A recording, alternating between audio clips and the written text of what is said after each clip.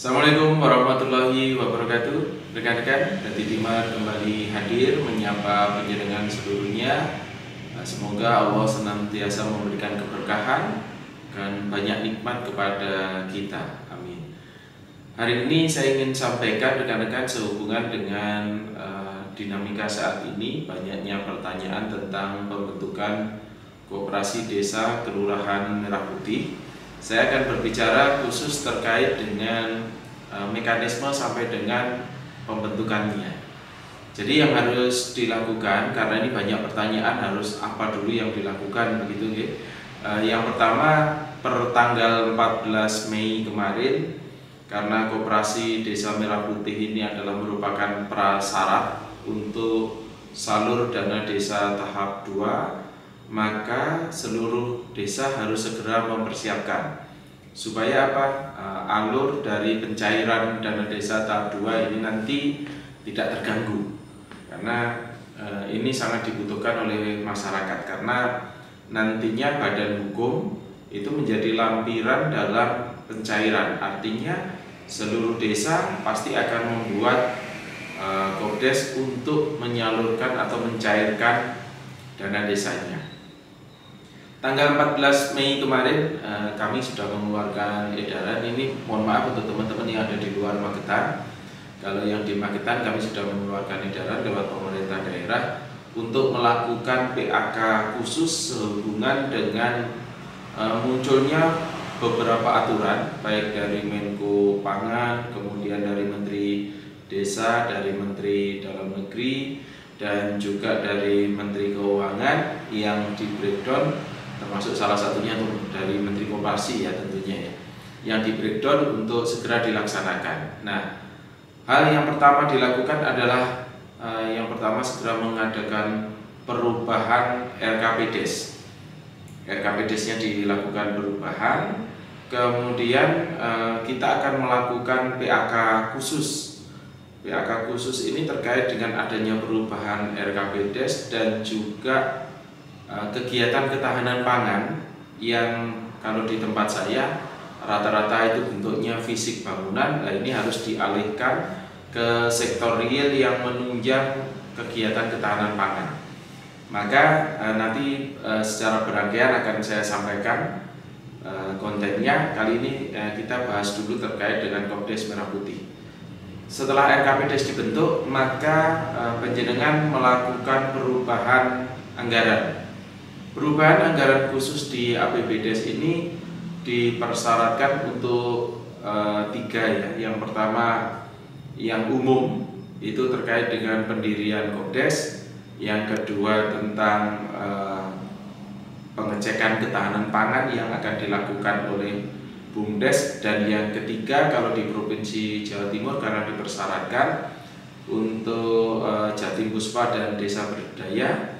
Ini kan ada bantuan dari pemerintah Provinsi Jawa Timur yang rata-rata teman-teman sebetulnya sudah menganggarkan di APBDes, tapi gelondongan, masih gelondongan. Dan ternyata ada yang masuk ke biaya umum, ada yang masuk di pembiayaan. Artinya sebagian harus ada di belanja, sebagian harus ada di pembiayaan.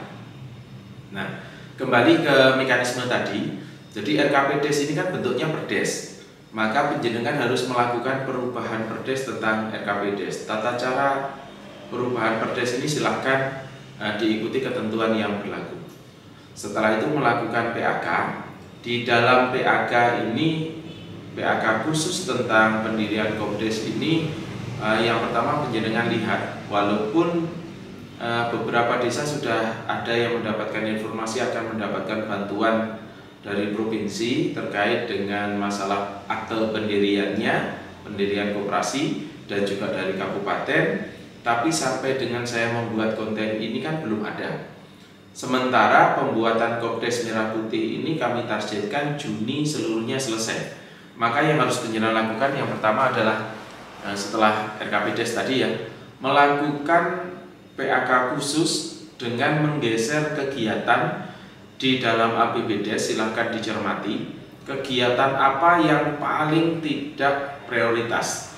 Artinya yang seandainya tidak dijalankan itu dampak ke penyelenggaraan pemerintahan desa dan masyarakat itu yang paling minim di antara misalkan ada 18 kegiatan, penjenengan ambil satu. Kemudian nanti akan dipindahkan ke Kopdes. Ya, kegiatan Kopdes ini ada di kalau kode rekeningnya, di belanjanya di kode rekening itu ada di kode rekening 040592 ya, di 040592 ini untuk menyeragamkan. Nah, apa saja yang ada di sana? Yang pertama adalah Musdesus untuk pembentukan Kopdes. Ini tentunya masing-masing desa tidak akan sama pembiayaannya karena tergantung dari kecepatan dan juga kesepahaman di desa itu. Ada kalanya satu desa itu rapatnya lebih cepat gitu ya, dalam satu hari gitu bisa ada beberapa kegiatan yang dirangkaikan. Tetapi ada juga desa-desa itu yang rapatnya membutuhkan waktu panjang karena butuh diskusi yang lebih mendalam. Ini tentunya akan berpengaruh terhadap biaya Musdes khusus. Kemudian yang berikutnya, setelah itu menganggarkan atau mengalokasikan anggaran untuk pembuatan akte notaris. NPAK, notaris pembuat akte koperasi ini sesuai dengan alur yang kami terima dari Kemenkop, Kementerian Koperasi dan Ikatan Notaris Indonesia itu paling tinggi 2,5 juta, maka penjenengan anggarkan di situ. Kemudian rekan-rekan, setelah tanggal 14 ini kan muncul banyak surat edaran ya.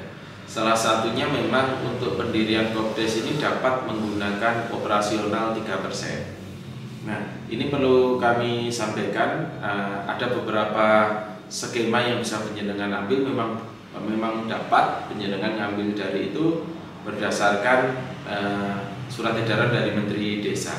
Tetapi rekan-rekan, mumpung ini ada kesempatan PAK, karena ini kan baru di bulan Mei, operasional 3% penyelenggaraan pemerintahan desa ini nanti biasanya akan banyak terpakai di peringatan Hari Besar Kemerdekaan di 17 Agustus, atau kalau di Magetan nanti juga ada di bulan Oktober terkait dengan hari jadi.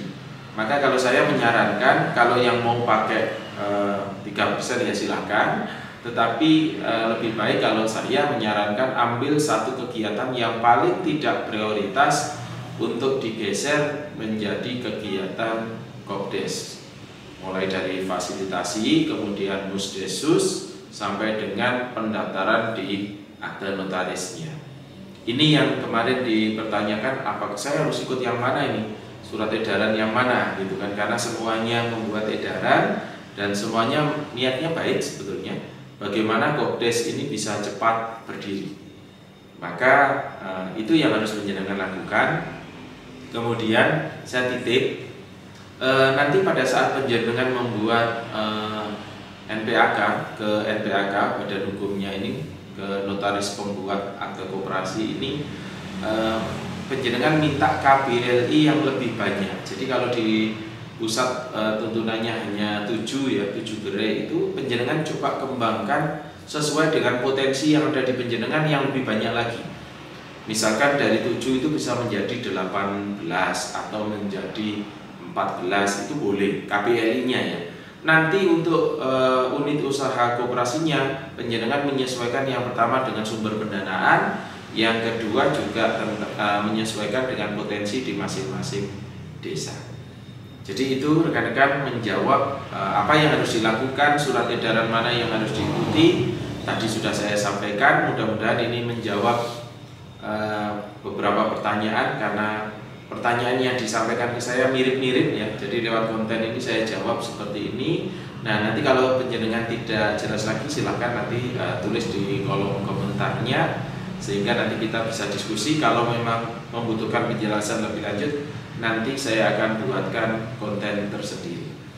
Kemudian insya Allah setelah ini nanti kita juga akan bahas tentang ketahanan pangan yang 20%, karena ini beriringan, PAK-nya beriringan, nanti akan kita bahas itu juga.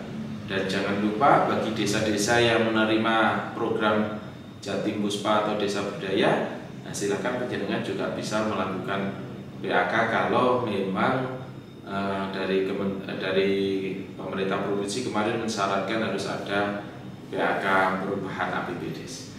Itu rekan-rekan beberapa hal yang dapat saya sampaikan. Terima kasih sudah menyimak dari Timar. Semoga panjenengan bisa mengambil manfaat dari apa yang saya sampaikan. Matur nuwun. Assalamualaikum warahmatullahi wabarakatuh.